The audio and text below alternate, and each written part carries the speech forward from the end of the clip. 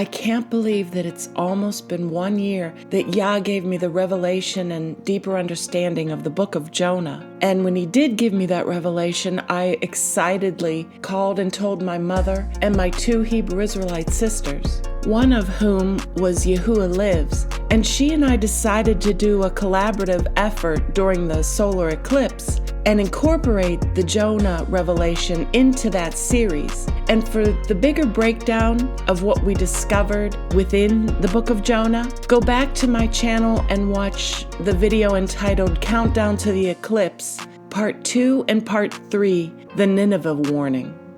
And if I've learned anything in this walk with Yah to the truth and back to the covenant, it's that you can never get too comfortable or confident that you know it all, because Yah constantly reveals more, deeper understanding each time. What Yah revealed this time to me was very difficult and hard for me to understand, and I wanted to do it justice, and I pray that as you follow along, this will be explained as clearly as I can make it. So today we're going to be looking at and comparing Genesis in the beginning to Moses and the Feast of Tabernacles, Noah's Ark and the 2 doves, and the Book of Jonah. So to begin, let's start with Noah's Ark. So let's go to Genesis 5, verse 29. He named him Noah, saying, "This one shall bring us rest and comfort from our work, and from the dreadful toil of our hands, because of the ground which Yah cursed." So let's go back to the beginning in Genesis 3, verse 17, to find out why Yah cursed the land. And we'll find this in the Garden of Eden. "And to the man he said, because you have listened to the voice of your wife, and have eaten of the tree about which I commanded you, you shall not eat of it. Cursed is the ground because of you. In toil you shall eat of it all the days of your life." So Yah cursed the ground because Adam and Eve disobeyed his command and ate from the tree. And in Noah's time, they still knew about that and why the land was cursed and that the land was cursed. So let's continue on with the story of Noah in Genesis 8, verse 1. "And God remembered Noah and all the wild beasts and all the cattle and all the birds and all the reptiles that creep, as many as were with him in the ark. And God made a wind to pass over the earth, and the waters began to recede." Let's look closer at this word for the wind. And this is no ordinary wind. If we look up that word for wind in the Blue Letter Bible, we see that Hebrew word is ruach, and that means a breath or a mind or spirit. It's the spirit of Yah. So for a better understanding in that verse in Genesis, it would say, "And God's Spirit moved throughout the earth, and the waters began to recede." Now let's go back to the beginning in Genesis to take a closer look at this wind or spirit. And for that, we'll go to Genesis 1, verse 2. "The earth was chaos and empty, and darkness, which is wickedness, sorrow, and destruction, was on the face of the deep, and the Spirit of God hovered on the face of the waters." Notice here how this wind or Spirit of God hovered over the face of the waters, just like the Spirit of God hovered as we read in Noah. Notice also how the earth was chaos and empty, and darkness was on the face of the deep. And that word darkness stands for wickedness and sorrow. Now let's go back to the story of Noah to see what was going on at that time on the earth compared to in the beginning. Genesis 6, verse 5.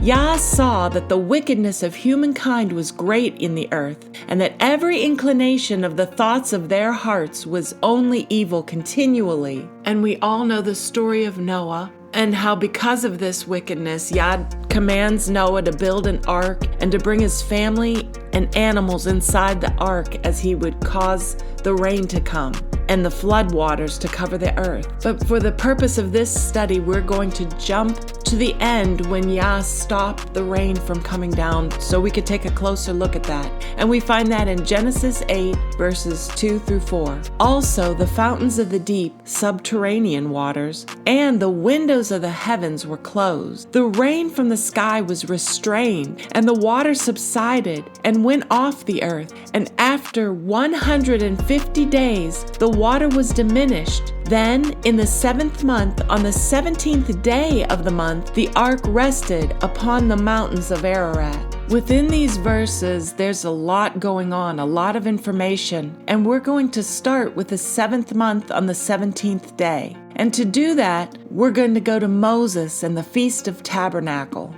We'll find that in Leviticus 23, verses 33 through 35. And Yah said to Moses, "Give the following instructions to the people of Israel. Begin celebrating the Feast of Tabernacles on the 15th day of the 7th month, 5 days after the Day of Atonement.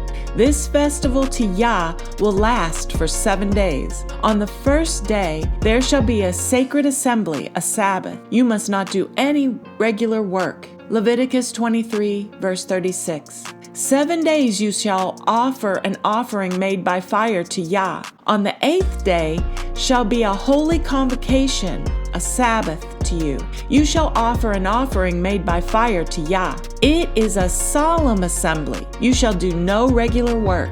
Yah had me focus closely on the word a solemn assembly, and I really didn't understand what a solemn assembly was. So I went to the Blue Letter Bible to find out. And in Hebrew, solemn, for the word solemn, it's atzara, and it does mean a solemn assembly or a sacred or festive meeting, but it comes from a root word, H6113, and that root word is atzar, and it means to shut up, to restrain, to retain, to refrain, to stop. And if we scroll down to the Hebrew Chaldee lexicon, it can mean to hold back, to restrain, or to shut up heaven so that it may not rain. So in Leviticus, for the commandment of keeping the Feast of Tabernacles, we see that it says, "It is a solemn assembly. You shall do no regular work."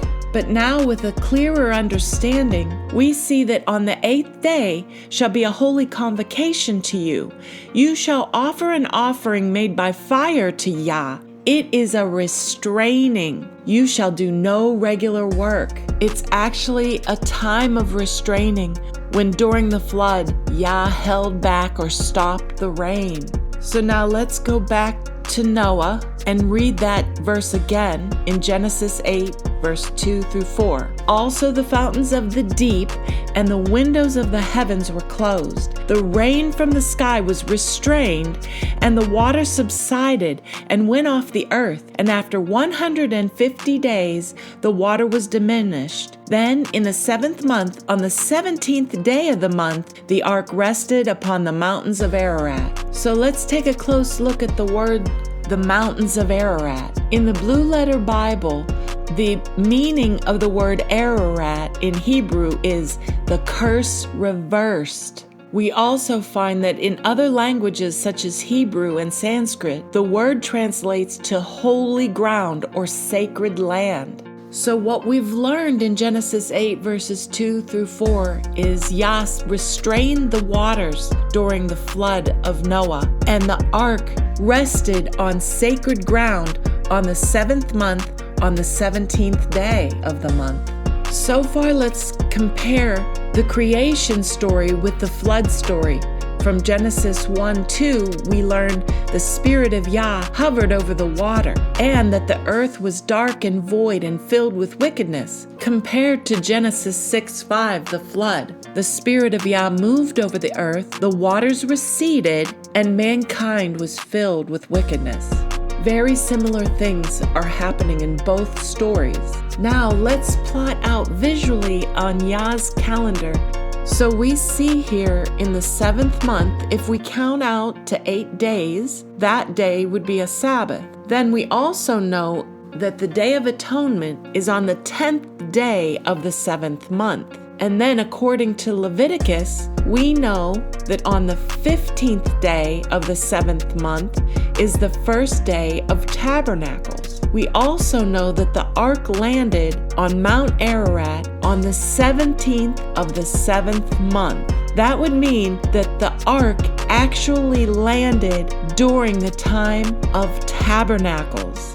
And the 22nd, which is a Sabbath, which would be the 8th day of the Feast of Tabernacles would be the solemn assembly, or what we now know as the restraining of the rain. We see that Yah was literally tabernacling, sheltering, and protecting Noah and the animals and Noah's family on the ark, and they celebrated the first Feast of Tabernacle when the ark landed on sacred ground. Now let's go back to Noah and the ark and take a closer look at some other things to see what we can find. And we'll read in Genesis 8, verses 6 through 7. After 40 days, Noah opened the window of the ark that he had built, and he sent out a raven, and it flew here and there until the water was dried up from the earth. So I asked myself, why did Noah first send out a raven? What does that word mean? And the word raven in Hebrew is pronounced oreb, but I wanted to look at the root word for raven or oreb, and that word is H6150, and that word means to grow dark or to do at evening or be darkened. And it visually had me thinking about in the beginning when the Spirit of Yah hovered over the waters of the deep and Yah separated the darkness from the light. That raven is a dark-colored bird compared to the dove, which is white. Now let's go back to Genesis 8, verse 8 through 9. Next, Noah sent out a dove to see if the water was gone from the surface of the ground. But the dove could find no place to land because the water still covered the ground. So it returned to the boat, and Noah held out his hand and drew the dove back inside. So let's look at the word dove in Hebrew in the Blue Letter Bible. And we see the word for dove in Hebrew is pronounced Jonah. So now let's read Genesis 8 through 9, and replace the word dove with the word Jonah. Next, Noah sent out Jonah to see if the water was gone from the surface of the ground. But Jonah could find no place to land because the water still covered the ground. So it returned to the boat, and Noah held out his hand and drew Jonah back inside. So now let's go take another look at the book of Jonah. And I had to keep in mind that when I was doing the Eclipse series, it always confused me why in the book of Jonah, Jonah was called the dove. In Hebrew, it means dove. It just never went together in my mind at that time until reading about Noah's Ark and connecting Jonah and Noah's Ark. The book of Jonah, chapter 1, verses 1 through 2. Now the word of Yah came to Jonah, the son of Amittai, saying, "Get up, go to the great city of Nineveh, and preach against it, because its wickedness has come up before me." Notice how just like in the ark when Noah sends out the dove, Yah calls Jonah the dove and sends him out, just like he did the dove on the ark. And it's because of the wickedness, just like the floodwaters had come. And so why did Yah send Jonah to Nineveh? So for that, let's take a look in the Blue Letter Bible. The word Nineveh in Hebrew, it actually means abode of Ninus, and it's the capital of the ancient kingdom of Assyria. But who is Ninus? Ninus is the king of Assyria, or Nimrod. He is the founder of the city of Nineveh, and he was said to have been the son of Belos, or Bel. Belos is also the name of an Assyrian king who may have been based on the Babylonian god Bel-Marduk, though often identified with the Greek Zeus, or Jesus, and Latin Jupiter as Zeus. He's also the ancient king who founded Babylon and built the ziggurat. He is recognized and worshipped as the god of war. So now that we know what's going on in Nineveh and these pagan kings that are ruling there, let's go back and look closer at Jonah. Jonah 1, verses 3 through 4. Jonah, however, got up to flee to Tarshish away from the presence of Yah. He went down to Joppa and found a ship bound for Tarshish. So he paid the fare and went aboard to sail for Tarshish, away from the presence of Yah. Then Yah sent a great wind on the sea, and such a violent storm arose that the ship threatened to break up. And we won't read all of Jonah. The men on the boat get very afraid and wake up Jonah, and they ask him who he is. Jonah 1, verse 9.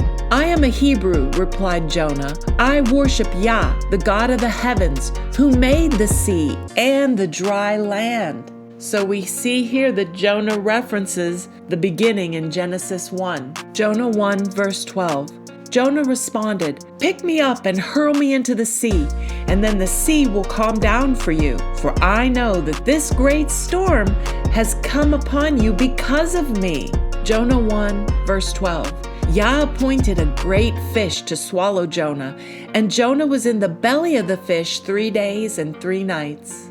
Now let's go to the Blue Letter Bible and take a look at the word for the word fish there. And that word in Hebrew is pronounced dag.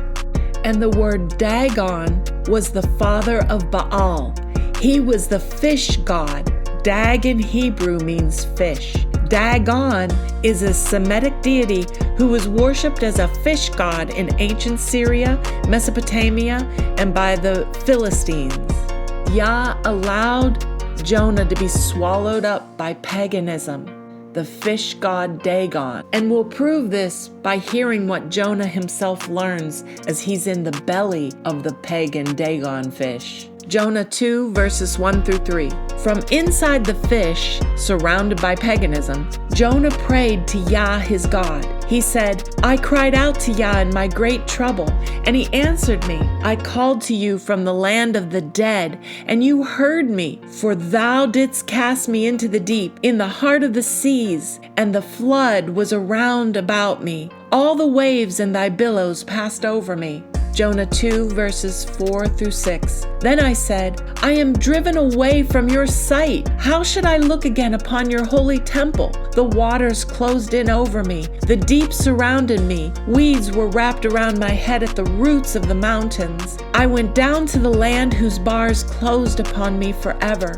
Yet you brought up my life from the pit, O Yah my God." Jonah 2, verses 7 through 9. As my life was fading away, I remembered Yah. My prayer came to you, to your holy temple. All who worship worthless idols turn from Yah, who offers them mercy. But I will offer sacrifices to you with songs of praise, and I will fulfill all my vows, for my salvation comes from Yah alone.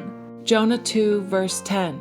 And Yah commanded the fish, and it vomited Jonah onto dry land.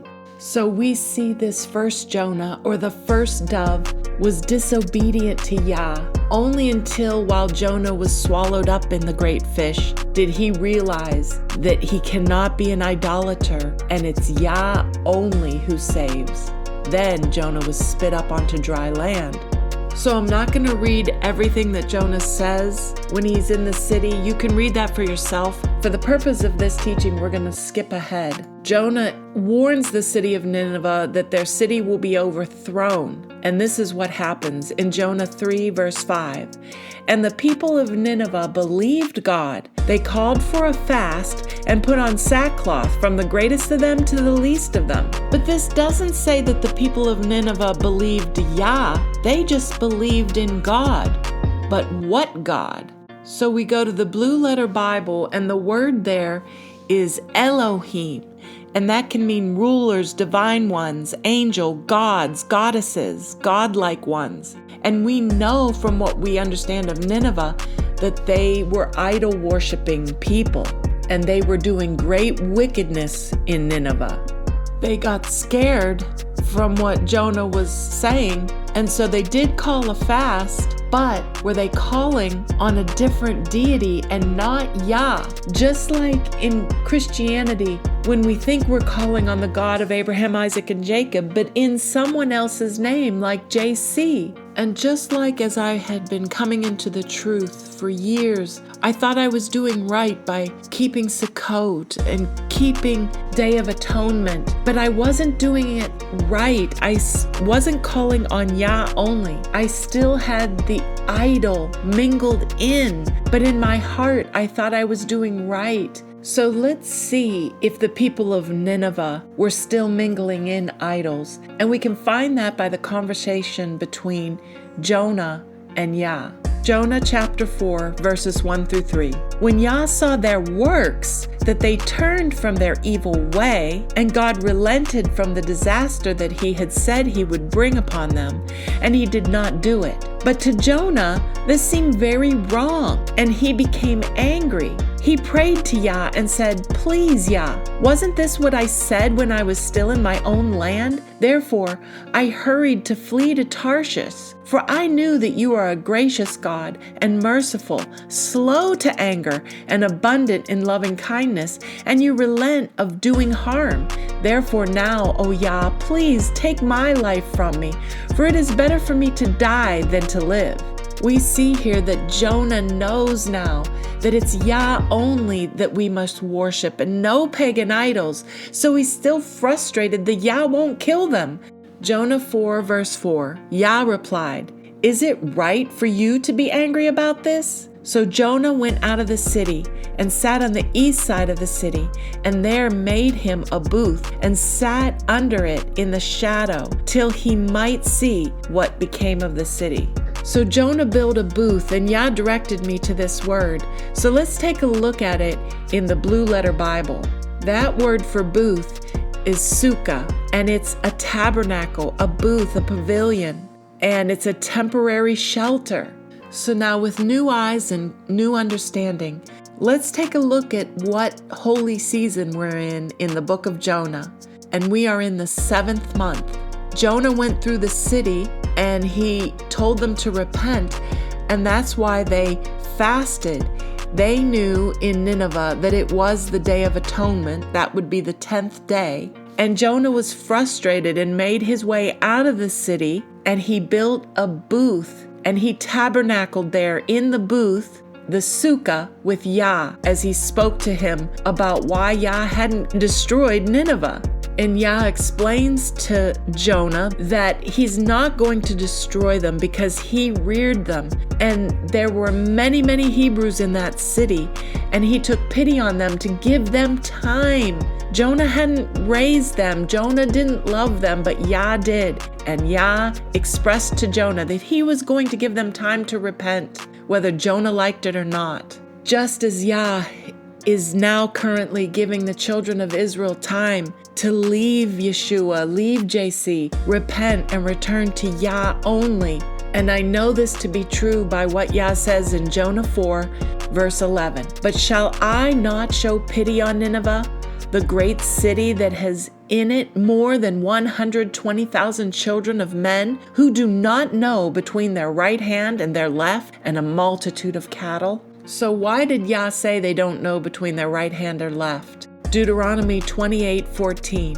"And if you do not turn aside from any of the words that I command you today, to the right hand or to the left, to go after other gods to serve them." Exodus 15 verse 6. "Your right hand, O Yah, glorious in power. Your right hand, O Yah, shatters the enemy." Psalm 20 verse 6. "Now I know that Yah saves his anointed. He will answer him from his holy heaven with the saving might of his right hand." Psalm 74:11. "Why do you hold back your hand, your right hand? Take it from the fold of your garment and destroy them."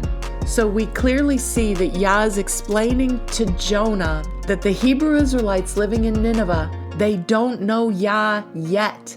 If they did, they know and not be worshiping any other god, but Yah only. So we see here Noah's first dove, or Jonah, went on a boat. He cried out in the belly of the fish, was spit out onto dry land, warned the people in 40 days they would be overthrown. They called a fast for the Day of Atonement, and Jonah then made a sukkah away from the city for Feast of Tabernacles, and Yah spared the city, but none called on Yah only.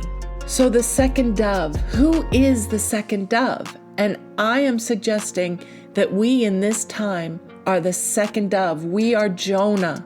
And so let's go back to Noah's Ark. Let's take a closer look at the dove that Noah sends out of the ark the second time. Genesis 8 verses 10 through 12. "So Noah waited 7 more days and sent out the dove from the ark again.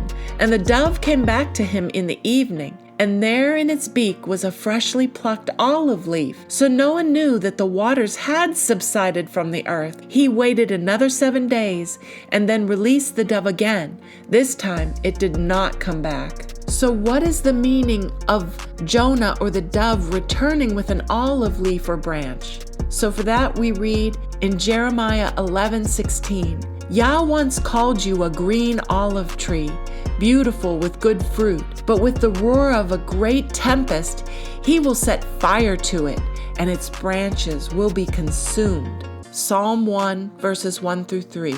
Blessed is the man who walks not in the counsel of the wicked, nor stands in the way of sinners, nor sits in the seat of scoffers, but his delight is in the law of Yah, and on his law he meditates day and night. He is like a tree planted by streams of water that yield its fruit in its season, and its leaf does not wither. In all that he does, he prospers. Leviticus 24, verse 2. Command the people of Israel to bring you pure olive from beaten olives for the lamp, that a light may be kept burning regularly.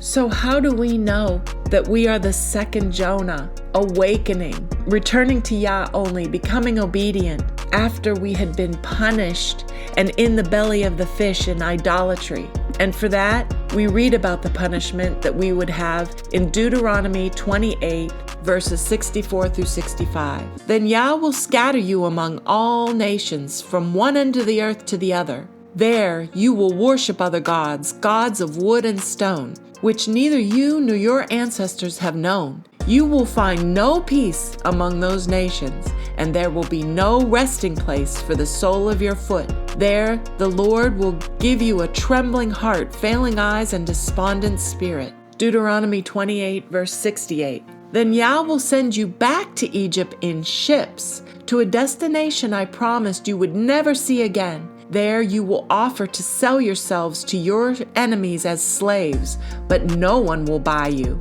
Why does Yah say we will sell ourselves to our enemies, but no one will buy us? Who would buy us? We find the answer to that in Galatians 3:13.